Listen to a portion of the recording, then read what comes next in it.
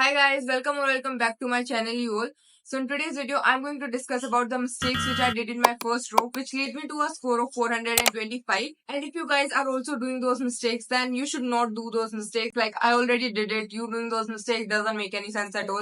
You should learn from your elder sister. Let's get started with the video. The first mistake that I did is not watching lectures on time. I used to have like 3 lectures a day and I won't be able to finish it, so then I will have backlog of those chapters. So that is like one of my biggest mistake ever. Like I was always under the backlog. Never ever in my that whole year I felt like I don't have any backlog or I am going with the flow. I was very behind what I was supposed to be doing.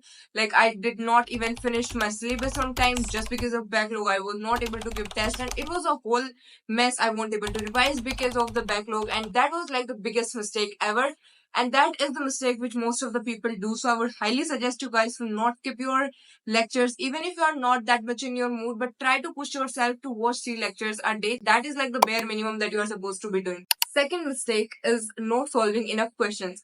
So basically, in your class, teachers are gonna make you solve some questions. So at the moment when the teacher taught you the concept, you learned it right now, and you will be able to apply it into the question which teacher presented to you, and you will be like, I am able to solve all the questions, I'm so good with it, this, that, and all. But when you will give a test, that will give you a reality check that you don't know anything. So rather than going directly to the test and having a reality check, take that reality check by practicing few questions. In physics and chemistry, you definitely need to practice questions and lots of questions. So definitely solve a module. I mean, you are getting DPPs in the batches, so you can definitely solve them. And other than DPP, you can also go for the module or any specific book. Don't go for a lot of resources. Just go for like very selected. I have used modules and my NCRTs in the second row. In the first row, I was not really sure what I was doing. For one chapter, I will, solve few questions. For one chapter, I won't solve any questions at all. So that was a mess. So don't be like that. Be very sure that I will solve this particular book the whole year and stick to that.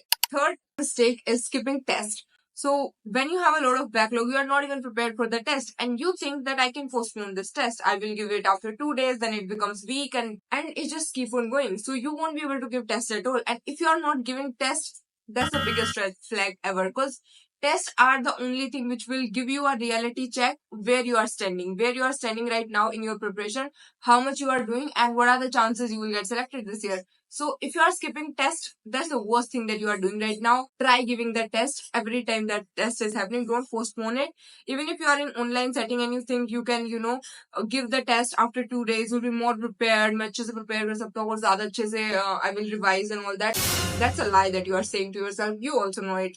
Fourth point is watching a lot of strategy videos. So once the time will come close, you will see a lot of these videos like IMSL in 6 months, how to crack NEET in 6 months, these things, and these are the worst thing that you can fall for, because it's pretty easy to like click on these videos because you are already messed up. You have a lot of backlog, you are not giving tests, and you are afraid that you will get selected or not, and you know deep down that you are not doing the things that you are supposed to be doing. That's when you click on these videos, you think, now I will start my preparation. From this day, I will be more serious. From this day, I will do that, or everything, and I'll get selected. And you click on those videos and you watch those videos, you get motivated, and you start all over again. All over again, I really means from the first chapter. You will make a new schedule. In this week, I will do these 5 chapters, and you literally start from like very basic and starting chapters. Don't ever fall for these traps. If you are watching this video, you should know that you are literally falling for the trap.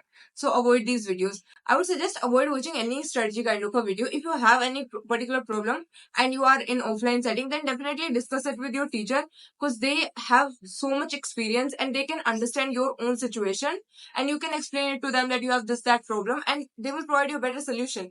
But if you are in online setting and you don't have any teacher to talk to, then you can watch these videos, but just search up the problem that you have. For example, you have problem in physics, in biology, in chemistry, just search up that particular thing. I have this particular problem, and then watch that video. And not only just watch that video like, okay.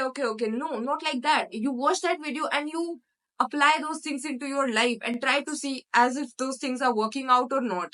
It's not necessary that everything works out for every person, but you gotta try that out in order to find that out, that is it working for you or not. Fifth mistake is not taking enough break. So what happens is that we don't really give a particular time for break or watching videos or, hanging out with our friends or just going out for a walk or talking with our parents.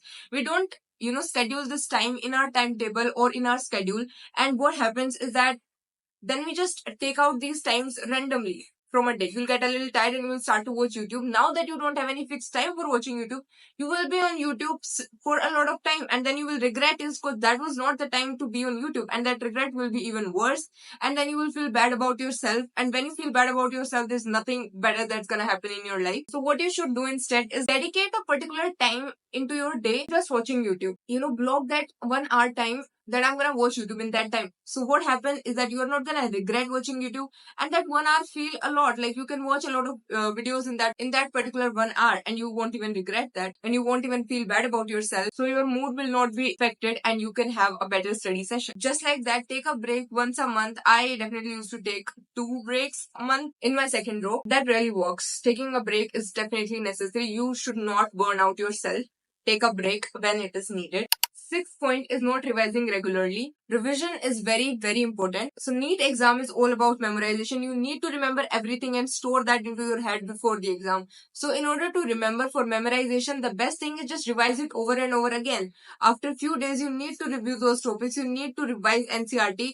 And for physics, chemistry, I will suggest to make the short notes. It's easier to revise from those. Because in my first drop, I haven't made short notes of all the chapters because I thought that's kind of a time waste and I shouldn't be doing that. And it's not at all possible that you will be able to revise from your main notes. So definitely make short notes and revise very frequently. So join like a good test series so that your tests are happening pretty often so that you can revise because of the test. And if your tests are not happening that often, then you can make a revision schedule and you can revise according to that. So that is it for today's video from my side. If you have any mistakes which you did and that can help other NEET aspirants, then do comment down those mistakes in the comment box so that it can help other NEET aspirants. So yeah, that's it for today's video. I'll see you with a new video very, very soon. Until then, goodbye.